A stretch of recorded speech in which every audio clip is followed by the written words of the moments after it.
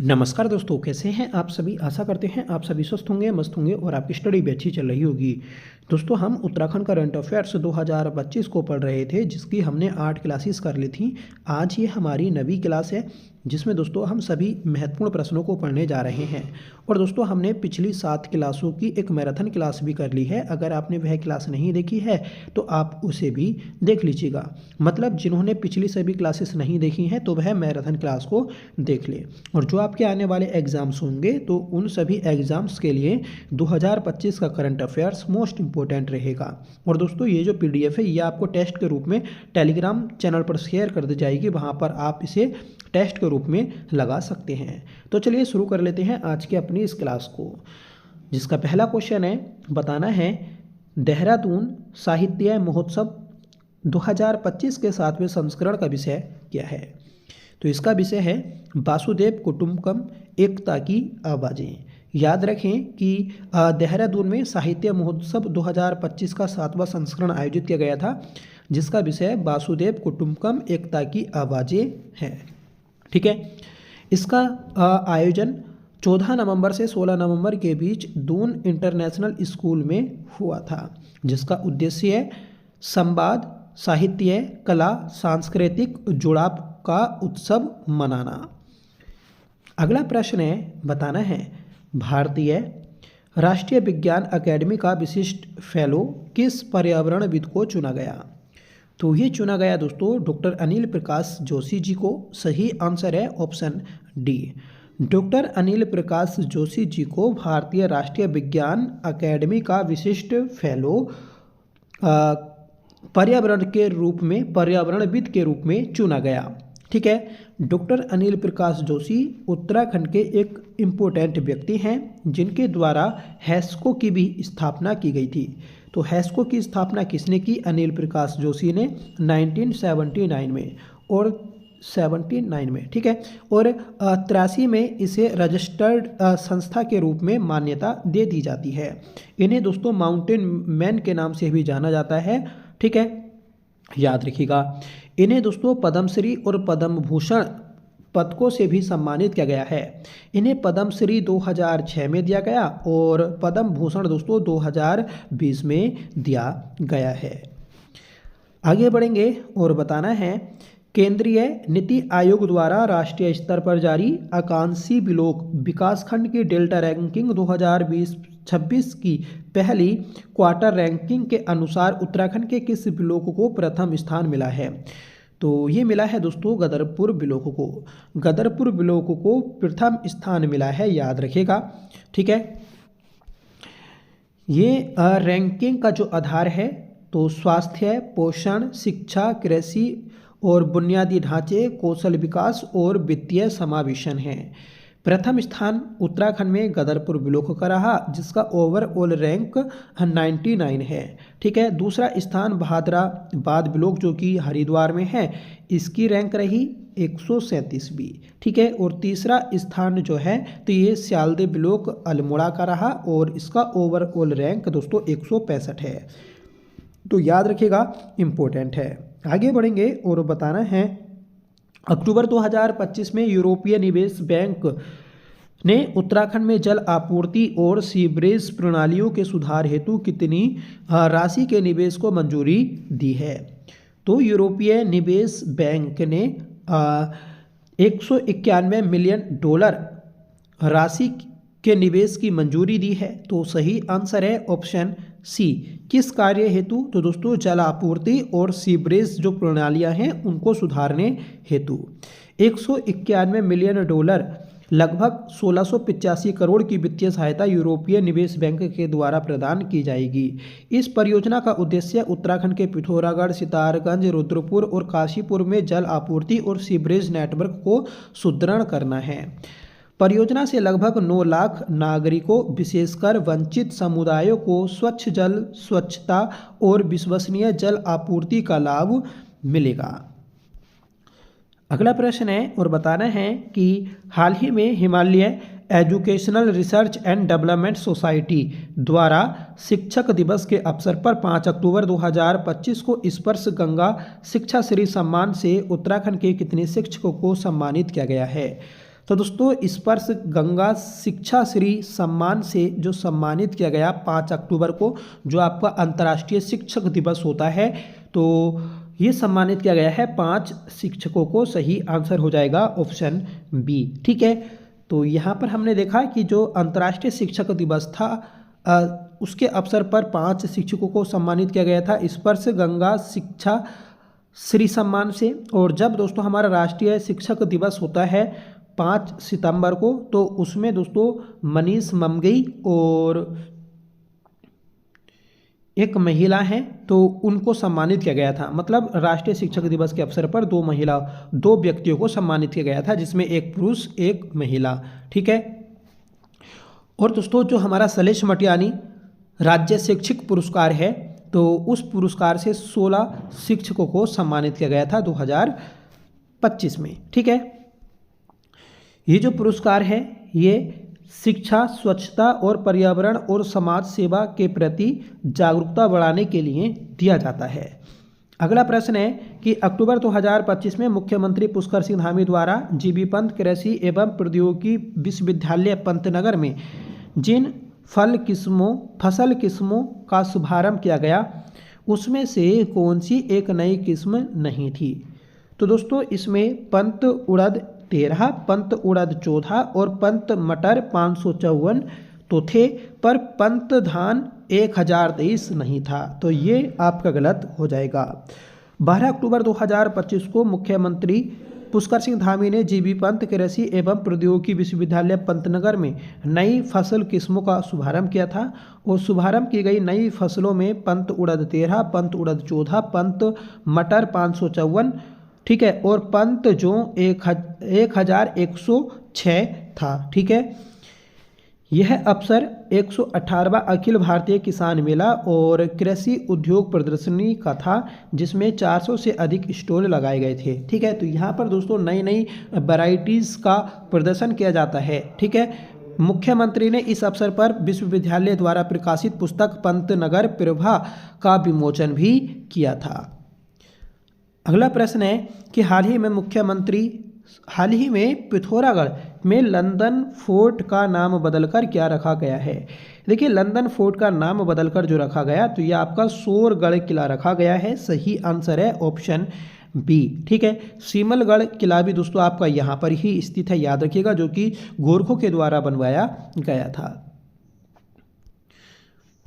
Next question है कि हाल ही में चौपकिया मेले का शुभारंभ कहाँ किया गया? देखिए, चौपकिया मेला जो है, तो ये आपका मूनाकोट पिथौरागढ़ में आयोजित होता है, तो यहाँ पर इसका शुभारंभ किया गया। सही आंसर है ऑप्शन बी। मूनाकोट इम्पोर्टेंट है क्योंकि दोस्तों यहाँ से तामपत्र भी मिला है, और मूनाकोट तामपत्र से आपके जो लक्ष्मी चंद के कर थे, तो उनकी जानकारी मिलती है। मतलब चंद वंश के जो 68 कर थे, तो उनकी जानकारी मूनाकोट तामपत्र से मिलती है। पिथौरागढ़ के बड्डा घाटी मूनाकोट ब्लॉक में चौपकिया मेले का शुभारंभ किया गया, जहां स्थानीय आराध्य चोमू बाबा देवता की पूजा अर्चना की जाती है।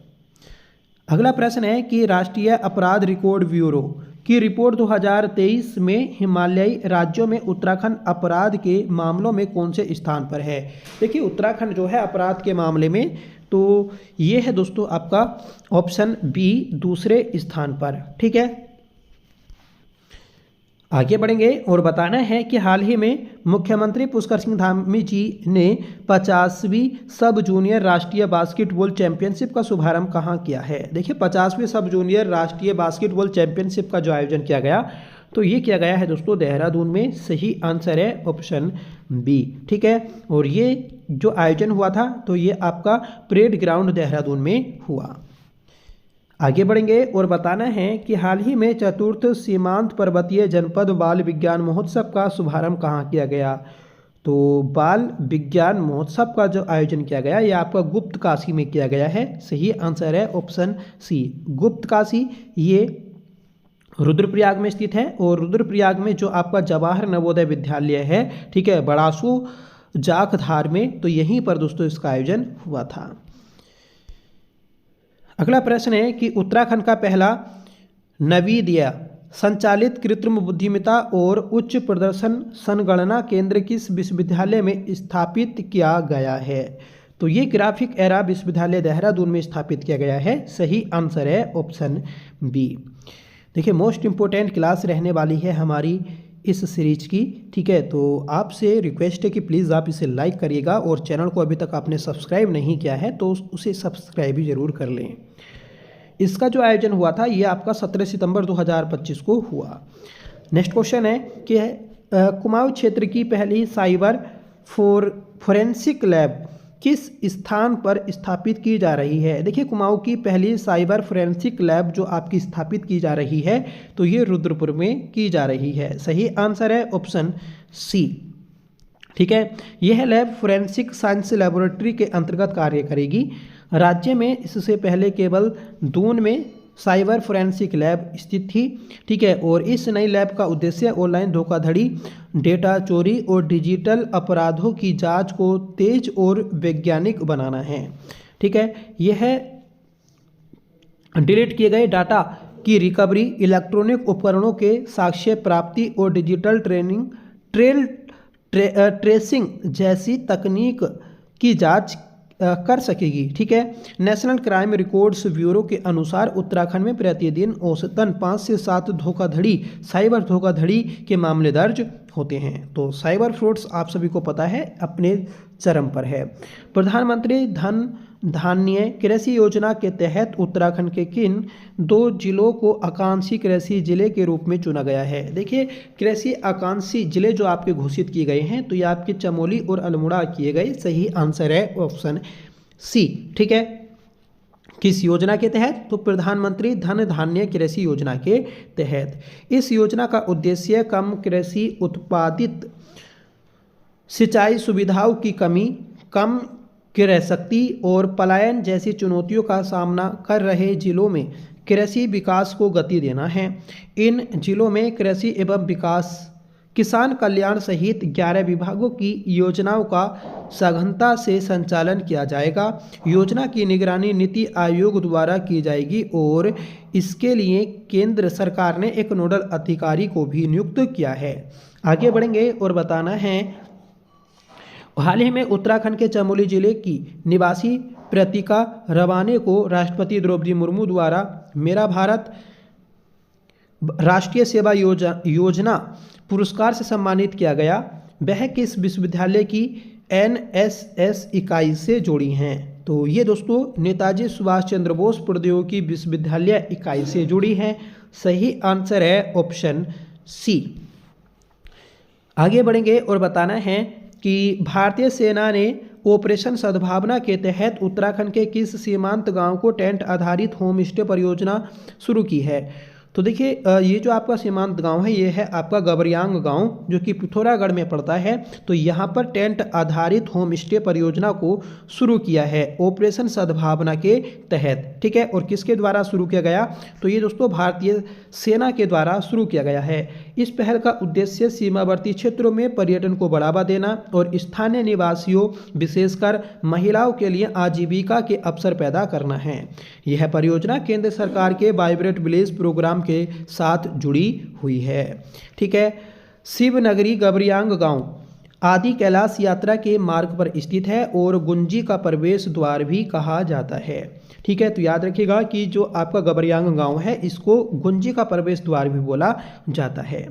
अगला प्रश्न है कि उत्तराखंड के मुख्यमंत्री पुष्कर सिंह धामी के द्वारा हाल ही में घोषित 9 सूत्रीय नीति का मुख्य उद्देश्य क्या है? देखिए 9 सूत्रीय नीति का जो आपका मुख्य उद्देश्य है तो ये है अर्थव्यवस्था और पारिस्थितिकी के बीच संतुलन स्थापित करना।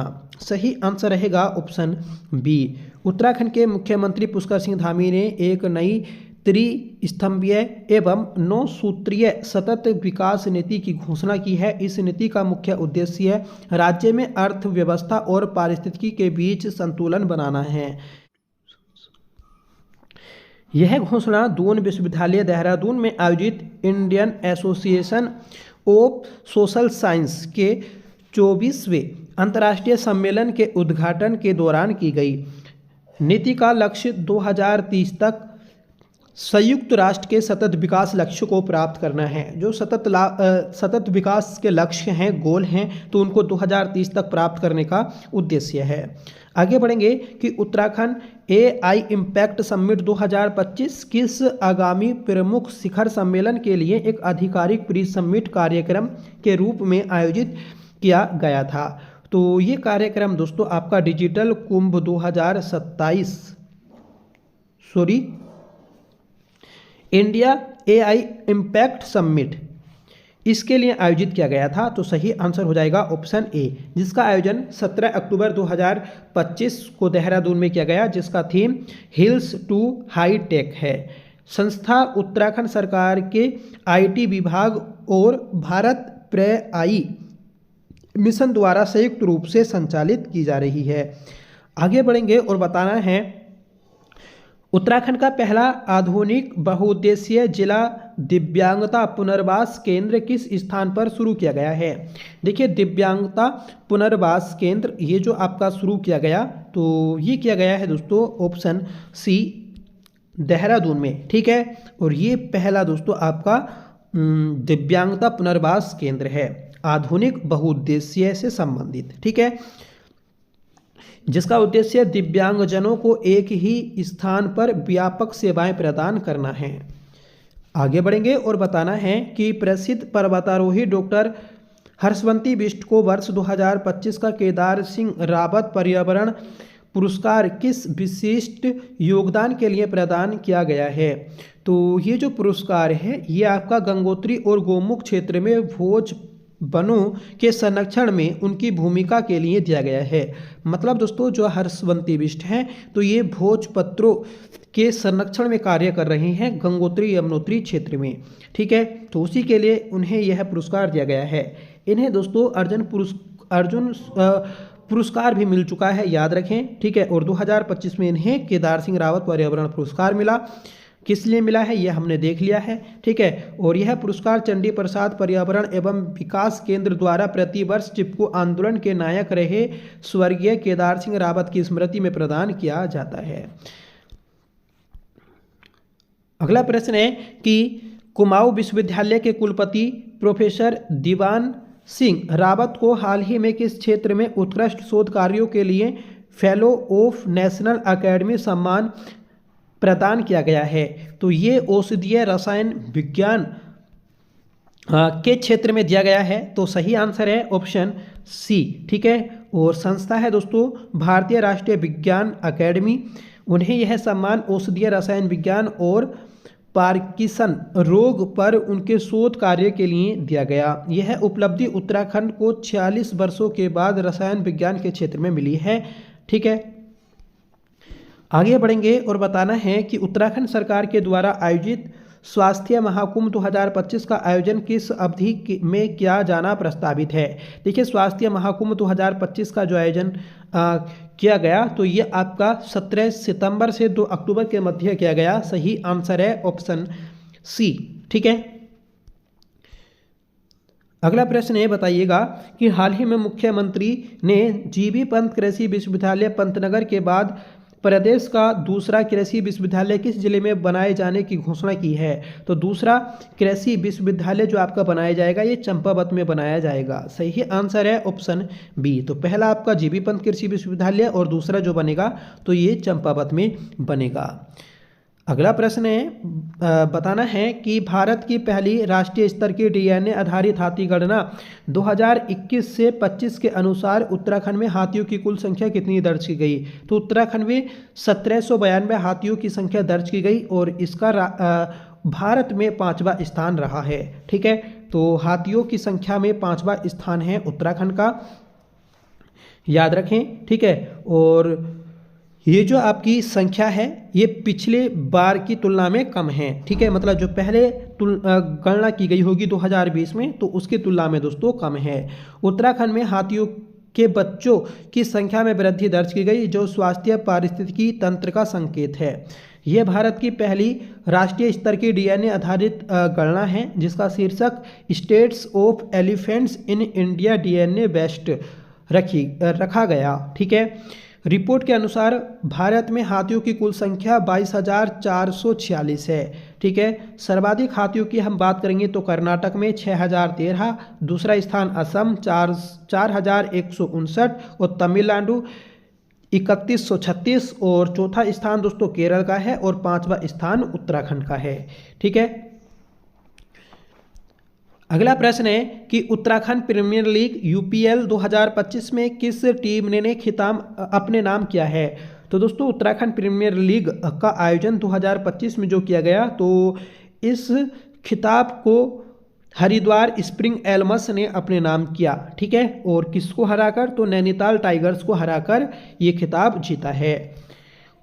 ठीक है, ये यूपीएल का सीजन 2 था और इसका आयोजन राजीव गांधी अंतर्राष्ट्रीय क्रिकेट स्टेडियम देहरादून में किया गया, जिसकी विजेता टीम हरिद्वार स्प्रिंग एलमस और उपविजेता नैनीताल टाइगर्स रही।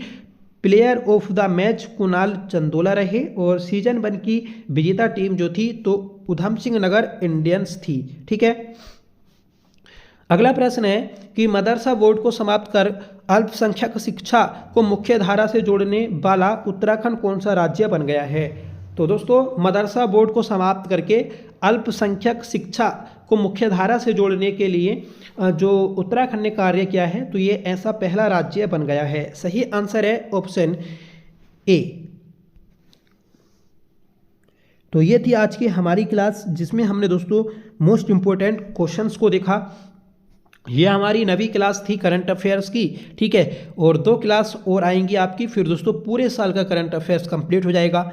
हमने पिछली जो 7 क्लासेस थी तो उनकी मैराथन क्लास कर ली है। अगर जिन लोगों ने पिछले सभी पार्ट्स नहीं देखे हैं तो वह उस मैराथन क्लास को देख लें, तो उससे भी दोस्तों आपको फ़ायदा मिलेगा। ठीक है, और ये हमारी अब क्लासें चल रही हैं, तो इसकी भी हम एक मैराथन क्लास कर लेंगे और उसको भी आप बाद में देख लेंगे एग्ज़ाम के टाइम पर, तब आपको रिवीजन में हेल्प मिल जाएगी। ठीक है, तो जल्द ही दोस्तों आपका देखिए आयोग क्या है, आयोग पहले से नहीं बताएगा आपको कि इस दिन आपका एग्ज़ाम होना है। ठीक है, मतलब जो आपका री एग्ज़ाम होगा, मानकर चलें कि अगर आपका 20 तारीख को एग्ज़ाम है तो ये आपको 10 तारीख को ही बताएगा, मतलब 5-10 दिन पहले ही आपको बताएगा इस बारे में कि आपका एग्ज़ाम है। तो ये सोच कर ना चलें कि आपको 1 महीने पहले या 2 महीने पहले एग्ज़ाम की घोषणा कर दी जाएगी तब हम तैयारी करेंगे। तो अचानक से दोस्तों आपको डेट घोषित की जाएगी, तो इसलिए आप लगातार तैयारी करते रहें। हम देख रहे हैं कि बिल्कुल तैयारी दोस्तों ठप कर रखी है, बच्चों ने बिल्कुल नहीं पढ़ रहे और एग्ज़ाम के टाइम पर ही पढ़ते हैं। तो ऐसा ना हो कि आप इस भर्ती से बाहर हो जाएं, तो इसलिए आपको सिलेक्शन लेना है तो लगातार तैयारी करनी होगी और ये आपको समय मिल रहा है या फिर गोल्डन चांस मिल रहा है, इस चीज़ को आप सोचकर चलिएगा। ठीक है, तो लगातार चैनल से जुड़ते रहिए। और जो हमारी उत्तराखंड बीएसएनए की सीरीज चल रही है, तो उसमें हमने लास्ट टॉपिक जो कंप्लीट किया तो वह था हमारा उत्तराखंड में ब्रिटिश शासन प्रशासन, तो वह हमारा कंप्लीट हो गया है और हमने अब तक 32 क्लासेस कर ली हैं। अगर आपने पिछली सभी क्लासेस नहीं देखी हैं उस सीरीज की, तो आप उन क्लासेस को भी प्ले लिस्ट में जाकर देख सकते हैं। तो दोस्तों चलिए मिलते हैं नेक्स्ट वीडियो के साथ, तब तक के लिए bye. Thank you so much for watching. जय हिंद।